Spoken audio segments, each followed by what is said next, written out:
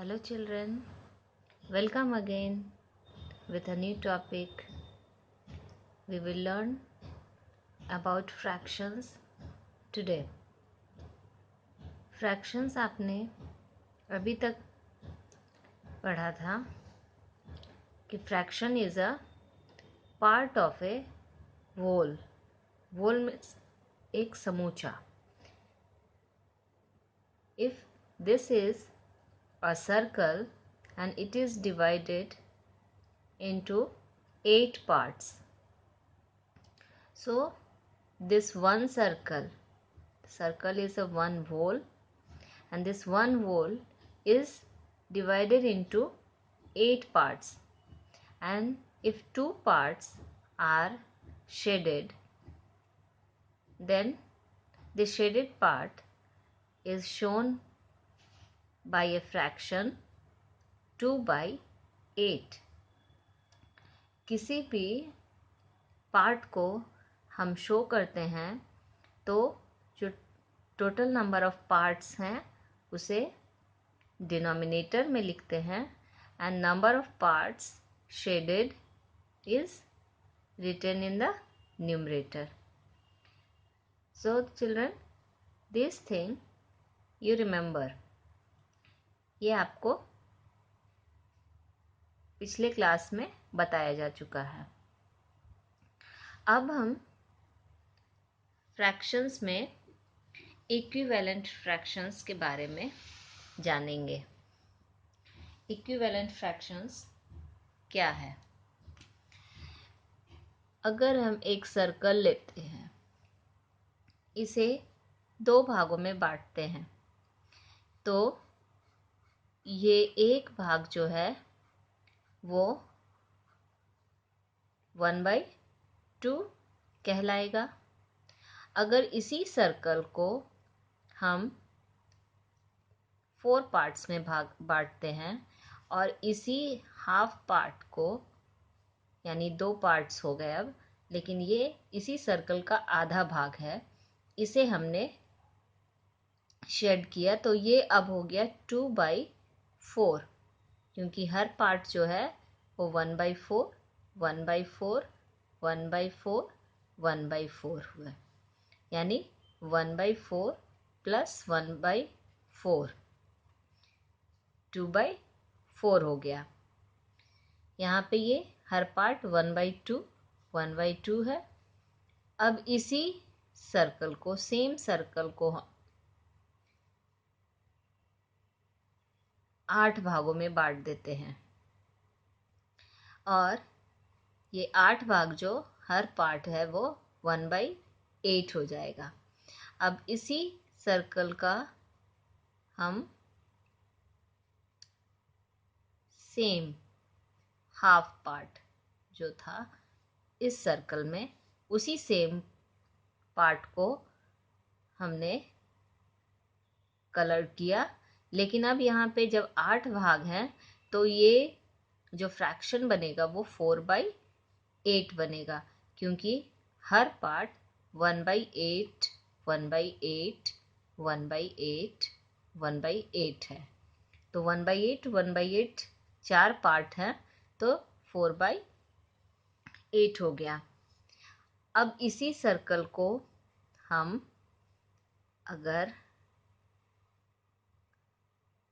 कुछ और भागों में, यानी अगर हम इसे 16 पार्ट्स में डिवाइड करते हैं, ये 16 पार्ट हो गया.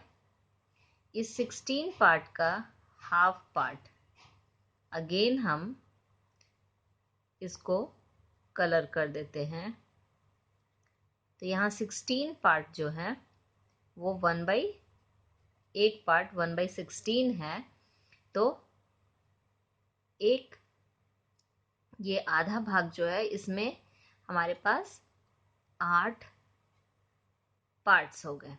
तो 8 पार्ट्स को हम शो करेंगे 8/16 एज अ फ्रैक्शन. तो what we see here, that same 1/2 can be written as 2/4 4/8, 8/16। Same fraction 1/2 जो है, एक सर्कल को अगर आधे भाग में बांटा, उसी आधे को हम 2/4 भी हम दिखा रहे हैं, 4/8 भी हम दिखा रहे हैं और 8/16 भी हम दिखा रहे हैं। तो इससे क्या पता चलता है कि ये सारे जो फ्रैक्शंस हैं इनका वैल्यू सेम है, लेकिन इसे हमने लिखा डिफरेंट तरीके से है। सो इक्विवेलेंट फ्रैक्शंस जो है वो क्या होते हैं? इक्विवेलेंट फ्रैक्शंस का अगर हम डेफिनेशन लिखें तो वो क्या होगा? Equivalent fraction is a fraction whose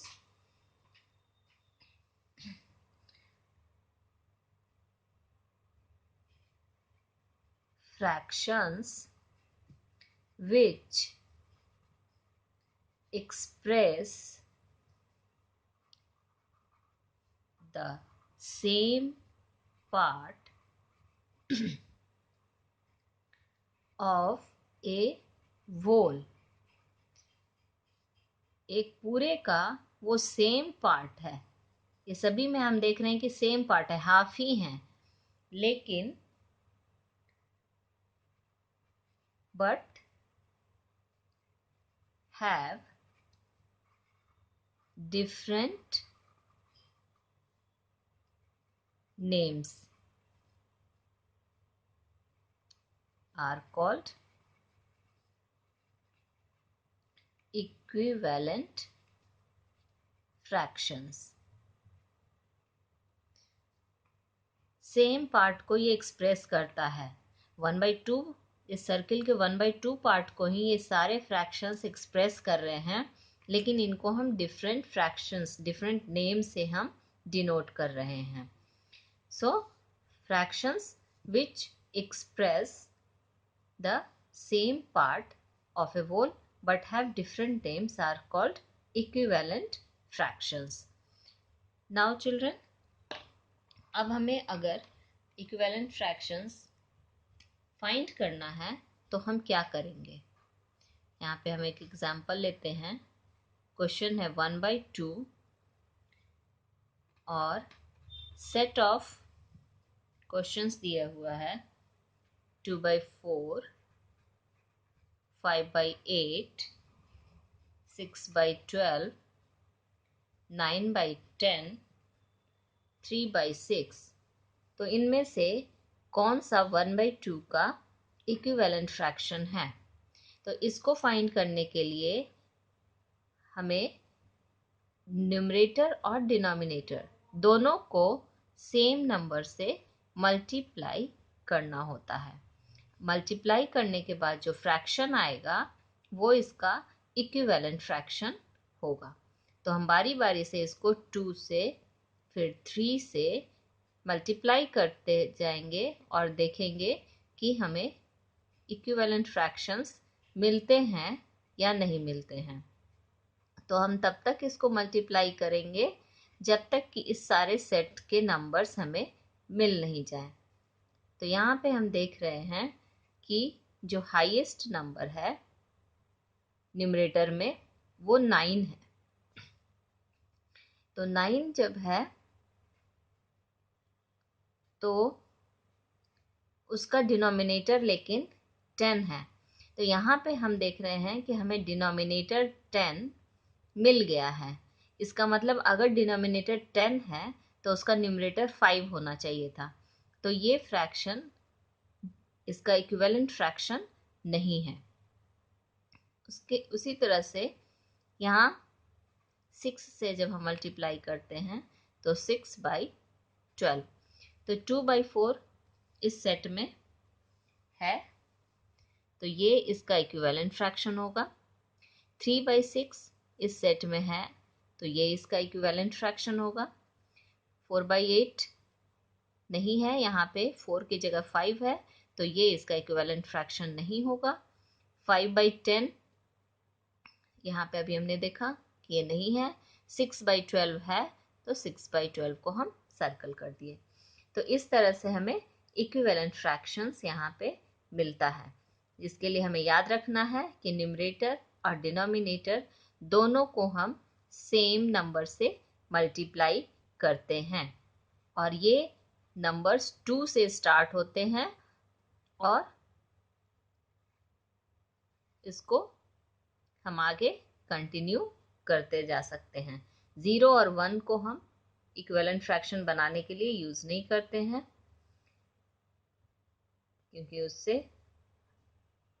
equivalent fractions नहीं बनेंगे। सो चिल्ड्रन, इक्विवेलेंट फ्रैक्शंस आप लोग इस तरह से प्रैक्टिस कीजिए। Some more examples and questions we will learn in our next video. Thank you.